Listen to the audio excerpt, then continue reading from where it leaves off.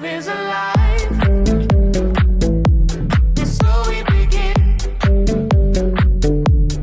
Foolishly laying our hearts on the table, stumbling in. Our love is a flame, burning within. Hola gente linda, nos vamos hoy con los impactos de la inteligencia artificial en el mundo y en las distintas áreas. Más que miedo al avance, hay que interiorizarse en relación a estos avances y profundizar un poco sobre el tema. También hay que ver cuál es el uso que se hace de ellos y regular para que el uso sea correcto y no te dañe, y en todo caso ese tema lo maneja la bioética, que es de lo que se trata este programa y sobre lo que pensamos debatir.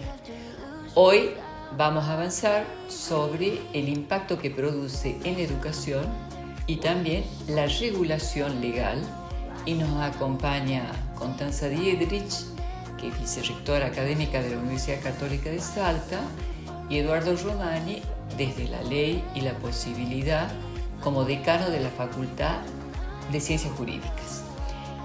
Decíamos en los programas anteriores que el cambio de era que estamos viviendo abarca todas las ciencias jurídicas, turismo, economía, la interrelación de los seres humanos, la psicología, sobre lo que voy a volver en unos minutos, la ingeniería genética, que te promete una vida in eterno, y también hay un otro aspecto sobre el que es importante puntualizar, que son las contradicciones que todavía el ser humano no pudo resolver y que forman parte de esta realidad que nos toca vivir. Precisamente desde el punto de vista de la psicología, es imposible resistirse a este efecto de fascinación que ejerce la inteligencia artificial en la vida, porque nos facilita, nos da un confort, una comodidad, pero también está cambiando la forma de estructurarse que tiene el sujeto, en la medida en que el otro con el que interactúa no es otra persona, es directamente un objeto que responde inmediatamente a sus órdenes, y uno ve a los chiquitos desde pequeños utilizando algo que después resulta ser el que lo somete cuando no lo tiene, y sí puede producir un síndrome de abstinencia, pero ahí también la academia tiene que enfrentarse ante una realidad, la academia desde el punto de vista de la psicología, y es que le faltan herramientas para diagnosticar, clasificar y entender lo que le está pasando a alguien que no siempre es un adicto, sino que es un nuevo ser que se está constituyendo con esta realidad que prácticamente lo absorbe a un mundo virtual y lo abstrae de la realidad a donde las cosas pasan, con todos los efectos que esto produce cuando las cosas pasan y el niño está en un mundo virtual. Esto por un lado. Ahora vamos a las contradicciones, que es de lo que hablábamos en los programas anteriores. ¿Cómo pensar un mundo en donde la ingeniería genética y el transhumanismo piensan en la infinitud de la raza humana, pero al mismo tiempo el ser humano está destruyendo el planeta cuando lo convierte en un basural, los océanos también? En fin, podríamos dar muchos ejemplos a donde esto se ha expandido en el planeta y es el único en donde podemos sobrevivir. Y esta contradicción del ser humano, que por un lado se piensa al infinito y no tiene en cuenta que el lugar a donde vive no solamente está convirtiéndolo en finito, sino en tóxico. Por darles un ejemplo de estas contradicciones, también podríamos analizar desde el punto de vista de la conducta que hace instalada una guerra o las guerras en el mundo con un planeta que es el único donde podemos en un sistema solar sobrevivir, o qué hace el delincuente, el perverso, que amenaza a otro ser humano, cuando en realidad tendríamos que haber superado estos conflictos y haber arribado a nuevas soluciones. Este y otros temas después del corte.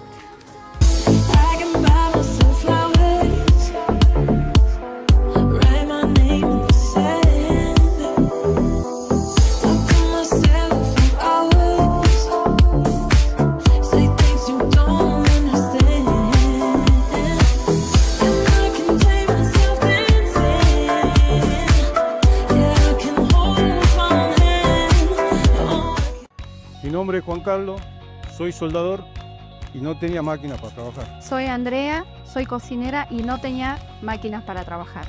Mi nombre es Vilma, soy costurera, no tenía máquina para trabajar. Soy Sofía y no podía trabajar porque no tenía quien me cuide a mi bebé. Esto ya no es un problema en la ciudad de Salta. En diciembre del año pasado inauguramos la Fábrica Municipal, un espacio con más de 100 máquinas para que vos puedas usarlas y venir a trabajar. Como ya lo hicieron más de 2.000 salteños. También contamos con una guardería. Para que cuiden a tus hijos mientras vos trabajás. Pedí tu turno a este número o lo puedes hacer también a través de la web de la municipalidad. Te esperamos. El único requisito es tener ganas de trabajar. Y ahora sí, nuestros invitados que nunca se fueron, Constanza Dietrich, desde la universidad, y el doctor Eduardo Romani, ¿sí? Facultad de Ciencias Jurídicas. De Ciencias Jurídicas. Lo vamos a presentar como corresponde. Y Constanza es la vicerrectora académica de la Universidad Católica de Salta, ¿sí? Estábamos la semana pasada, para nuestra audiencia, en una conversación muy puntual en donde quedó el tema, por un lado jurídico, que Argentina no tiene regulación jurídica de esta inteligencia artificial, lo cual de alguna manera también amerita que los padres de los chicos teman un poco qué van a hacer los chicos con la inteligencia artificial instalada en toda la relación que tiene la humanidad entre ellos y que viven prácticamente estos chicos una virtualidad que los abstrae de lo presencial. Entonces, las cosas que pasan en la vida real es como si no les estuviera pasando a ellos.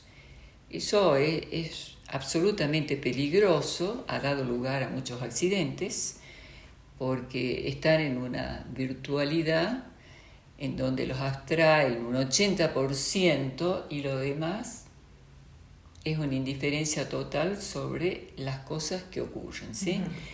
Pero también es imposible volver atrás. Hay que ver cómo introducir lo presencial en lo virtual. Me parece que es una de las salidas. Pero también está el tema que decías, Constanza, en relación desde la academia, la verdad y la mentira, de la información que nos pasa la inteligencia artificial, hasta dónde los datos son verdaderos y qué es lo que puede aportar la carrera de educación en relación a tu experiencia, ¿sí? Bueno, Estela, a ver, yo diría que de los desarrollos que hay en la inteligencia artificial, su utilidad en el campo educativo, hay dos grandes líneas. Una, lo que se llama inteligencia artificial generativa, que es la que genera y produce contenido a partir de datos anteriores, que nosotros conocemos muchas aplicaciones, entre esas, por ejemplo, el OpenAI, ChatGPT, que es la que más se utiliza, Gemini, y hay varias otras. Y la otra rama interesante con la cual se está trabajando en el campo educativo es lo que se llama inteligencia artificial predictiva, que en base a información o datos te permite predecir, entre comillas, acontecimientos o desempeños futuros. Por ejemplo, en base a ciertos datos de rendimiento de los alumnos, de un determinado alumno muy personalizado el trabajo, en base a datos socioeconómicos, etcétera, yo puedo identificar a aquellos alumnos que están en riesgo de abandono. Eso es una línea que se está utilizando muy fuerte, entonces te permite intervenir. Ahora, la más conocida y la que genera mayor polémica, temor, y de la cual, digamos, la que tiene una mayor utilidad cotidiana por parte de alumnos y parte de docentes, es lo que llamamos la inteligencia artificial generativa. Creo que es interesante señalar algo para bajar ciertos temores y en lo que hay que educar profundamente a los alumnos. La inteligencia artificial, lo que genera los contenidos, la respuesta que te puede dar la inteligencia artificial ante un prompt que vos le pedís ante una pregunta, no es algo certero. No estamos ante un oráculo que nos va dando una información totalmente precisa. Información. Tenés que tener conocimiento previo del tema y tener claro que siempre está presente la mano de la intervención humana en esto. Esta información que te genera la inteligencia artificial implica que previamente hice un trabajo humano previo muy fuerte de etiquetar los datos, entrenar, resolver los algoritmos que no dan un buen resultado, reentrenar, corregir. Hay todo un trabajo humano previo muy fuerte. Ahora bien, esta inteligencia tiene la capacidad de ir aprendiendo por sí sola, ¿sí? A partir de unos algoritmos que vos vas diseñando, va aprendiendo por sí sola. La información que te da es una información que en algunos casos puede ser apegada a los hechos, a la norma o a lo que aquello le estés preguntando, pero en otros casos te puede dar información totalmente errónea. Esto se denomina en el campo de la inteligencia artificial alucinación. Se dice que la inteligencia artificial está alucinando cuando te da información y que es mucho más frecuente de lo que se piensa. Entonces es fundamental, primero, que los chicos tengan en claro esto, que los docentes lo tengan en claro también. Implica que las instituciones tienen que capacitar a sus recursos humanos, a sus profesores, a sus gestores, para poder utilizar esta inteligencia como un asistente. Esto que habíamos comentado en el programa anterior. Ahora, este asistente, vos podés entrenar asistentes personalizados en determinados campos temáticos, implica que vos lo entrenás dándole información previa, dándole indicaciones, dándole órdenes y contraórdenes a medida que lo vas corrigiendo. Y así todo no te garantiza que todo lo que te está diciendo sea totalmente cierto, ¿no?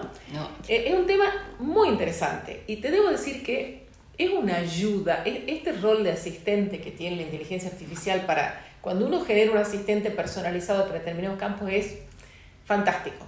No reemplaza en absoluto la cognición humana y lo que como humanos podemos hacer, nos ayuda. Ahora, claramente tenemos que tener nosotros conocimiento profundo del tema sobre el cual estamos pidiendo que nos dé alguna ayuda o nos dé una pista o nos ayude a redactar algo. Después te voy a comentar una investigación interesantísima que se hizo en una universidad. No sé si ahora o después. Sí, como, bueno, me parece bárbaro. Es muy oportuno. Estuve leyendo hoy una investigación. ¿Puedo dar la fuente? Sí, Infobae. Infobae. En una universidad lo que hacen es, que están sacando varios artículos sobre esta temática, lo que hicieron fue decir, bueno, vamos a ver hasta qué punto vamos a generar una unidad de trabajo con reglas, funciones, pautas claras, y vamos a ver si pueden hacer, si la inteligencia artificial podía hacer por sí sola todo el trabajo sin la intervención humana. Bueno, interesantísimo el resultado. Así como en algunos aspectos, claramente tiene una capacidad de procesar datos que es muy superior a lo que puede hacer una persona, cualquier persona, en otros procesos cometía errores. ¿Por qué? Vos le das una orden, si esto no lo podés resolver, era la pauta que le habían dado, tenés que recurrir a tal cosa. No la seguía necesariamente. Hay cuestiones donde sortea procesos y trata de llegar a un resultado siempre, aunque el resultado sea totalmente falso. Muy interesante cómo esta investigación, después se puede entrar en el Infobae de hoy. Hoy es 20. Hoy 19, hoy 19, no sé cuándo para ver el programa, pero está muy interesante. Cómo hay procesos que implican interacción entre sujetos, que la inteligencia artificial no la puede llevar adelante. O sea, por ahora nos podemos quedar tranquilos, no nos va a reemplazar. Seguramente va a ir reemplazando tareas propias, de las que nosotros hacemos algunas. Pero fíjate vos que creo que no va a reemplazar en absoluto a la persona, las decisiones, las interacciones, la posibilidad de contextualizar que tenemos nosotros, por más datos que le ponga, jamás va a llegar a ese nivel.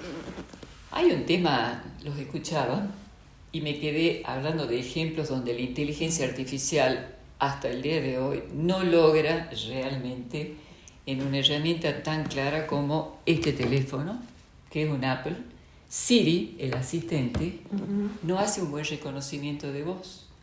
Y tiene errores desde hace más de no sé cuántos años. Hay chistes de Donald Trump en donde le pide algo a Siri y Siri está por mandar una bomba al oriente. O sea, la mala interpretación. Y hay un estudio hecho en donde se han hecho una serie de pruebas y de reconocimientos de voz, y el idioma español precisamente es a donde se cargó mayor cantidad de veces los datos de voz para ver de mejorar este robot, y no funciona.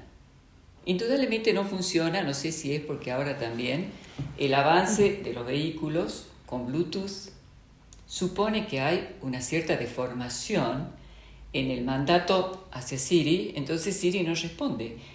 Pero la idea es que Siri reconozca la voz de quien porta un teléfono que es un teléfono caro y que uno lo compra precisamente por eso, para poder agilizar y hacer varias cosas a la vez. Entonces, creo que realmente uno lo está constatando, de que es una herramienta que no siempre nos lleva a buen puerto, porque te puede contestar cualquier gansada, ¿viste?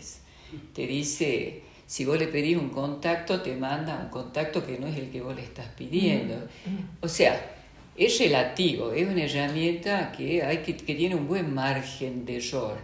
Ahora, yo lo que sí veo con preocupación es esta especie de comodidad que a veces te atrapa, sobre todo en las nuevas generaciones, y también te diría que en la forma de educar, los padres delegan a la inteligencia artificial una buena parte de lo que antes era la tarea personal. No te diría que es mejor o peor. Sinceramente estamos frente a eso.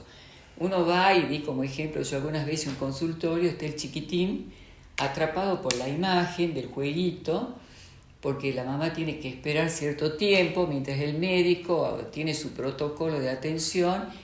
El chico, desde antes que entienda absolutamente nada sobre los efectos y cómo esto va a influir en una relación asimétrica.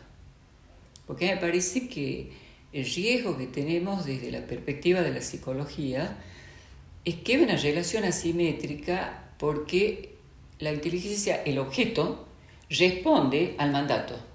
Entonces el chico juega con esto y le dice, quiero esto, y bueno, el objeto se lo da. Ahora, el tema es que después el chico es esclavo. La relación es asimétrica, de ida y de vuelta.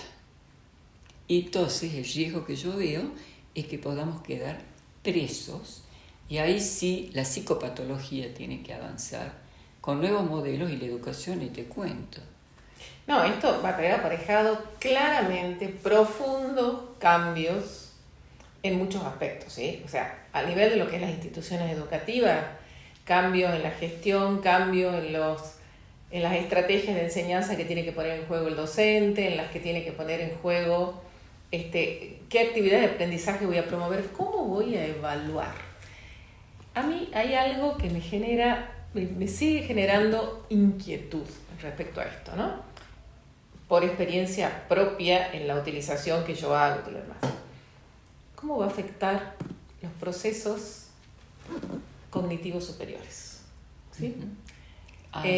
Y bueno, hay algunas tareas que yo hago, habitualmente hacía, de interpretación y análisis, que implicaba un esfuerzo cognitivo complejo, si se quiere, porque ponía en juego un montón de habilidades distintas que uno viene desarrollando por el paso por el sistema educativo y la interacción con otros.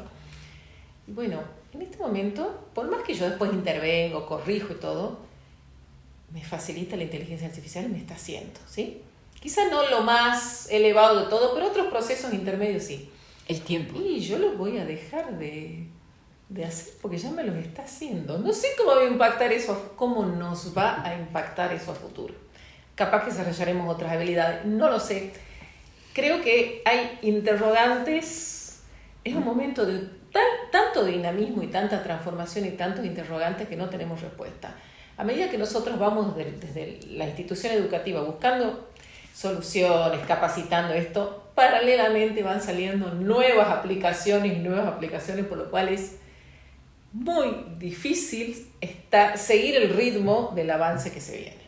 Pero también me parece que es muy difícil prescindir de ella. Totalmente, O sea, por supuesto. es un mundo que no existe. No que- podemos pensar en decir, no, ya no lo vamos a utilizar. Es una realidad. Entonces tenemos que ver cómo convivimos con esta realidad. Se me ocurre en este momento lo siguiente. Yo creo que la regulación del uso, que no va a ser solamente desde la ley en términos de los efectos de hacer daño, podríamos decir dentro de lo penal. No, yo creo que la reglamentación y las leyes van a tener que ser en cada una de las ciencias. ¿Hasta dónde la van a dejar? Por ejemplo, una sentencia, que es lo que decía Eduardo recién, que Fabián Vitar, que lo vamos a invitar un día que venga y nos cuente cómo la va llevando con la sentencia, y además él está en la Corte de Justicia, o sea, hay que ver cuál es el lugar y hasta dónde, ¿sí? En la educación lo mismo, o sea, no creo que, o sí, tal vez supera las bibliotecas, porque es tan rápido el recorrido que hace un ChatGPT de última generación, que ha circulado por distintas bibliotecas y estuvo en Europa, estuvo en Asia y Tiene que tener acceso primero a todo eso, ¿no? tiene que tener acceso. Que no siempre tiene. Tiene muchos errores todavía. Como bien dijo Constanza, es una herramienta, es un muy buen asistente, de primer nivel un asistente, pero no se va a reemplazar por ahora la necesidad de la persona detrás de la gestión de esta inteligencia artificial. Para mí hay muchas cuestiones para charlar, para debatir. La cuestión ética en el uso de la inteligencia artificial, me parece que esa es una de las cuestiones que hay que abrir a debate por sobre todas las cosas. En lo que a futuras legislaciones lo planteo de esa manera. Vos ponías un ejemplo de Apple y Siri y demás cuestiones.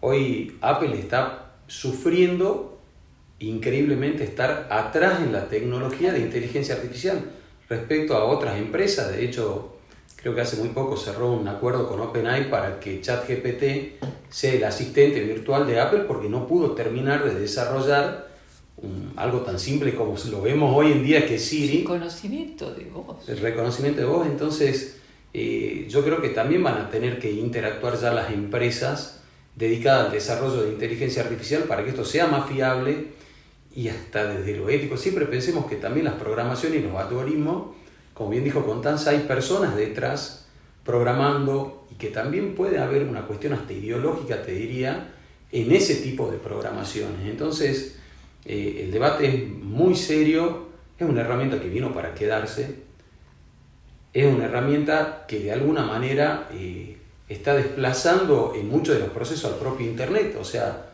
hoy los buscadores como Google están en crisis de alguna manera, porque la propia inteligencia artificial te resuelve de manera más eficiente en un principio, no necesariamente, algunos pedidos que uno le hacía a los buscadores habituales. Pero está creciendo con una velocidad increíble. Cuando empezamos a trabajar inteligencia artificial hace 2 años atrás aproximadamente, era un tipo de búsqueda y hoy es algo totalmente distinto, pero como te digo, los errores continúan, en algunos casos se potencian, y bueno, va a haber que trabajar en ese sentido. Desde la fase educativa, bueno, mucho más todavía. Ahora, es un mundo que realmente, por más que este programa se va a emitir en unas horas, esta mañana escuchaba en el noticiero una puntuación que hace el presidente Milei sobre la falta de capacidad del PRO para entender un chiste de la inteligencia artificial. ¿Cómo no entendió? Le dice Milei a Macri en las últimas elecciones en Argentina. O sea, lo traigo como ejemplo porque ha cambiado absolutamente la interrelación personal, y lo que es muy difícil es quedarse afuera. Yo no lo demonizaría a Milei, diría que es un tipo actual, que entendió el chiste, era un fake, pero él se dio cuenta que era un fake. Entonces no le dio mucha importancia, y si le llega a alguien que no pertenece a esta era, no lo interpreta, no lo entiende, y desde ese lugar el miedo de los padres de los chicos, porque muchos de ellos, ante esas situaciones, estigmatizan el uso, pero no van un poco más allá para introducirse en hasta dónde puede el niño avanzar con esta inteligencia, y también existen formas de bloquear ciertas páginas desde hace muchísimos años. Eso lo maneja muy bien el Centro de Investigaciones Fiscales, en donde acá en este programa dio un ejemplo de cómo bloquear ciertas páginas que son una promoción de pornografía o peligrosas para un niño. Entonces, por un lado, digamos, es maravilloso que la inteligencia artificial facilita la tarea de una madre en términos de el chiquito puede jugar con esto mientras ella puede cocinar o puede ir y volver, y el niño no se cayó a la pileta porque se distrajo con esto que aparentemente no es tan peligroso.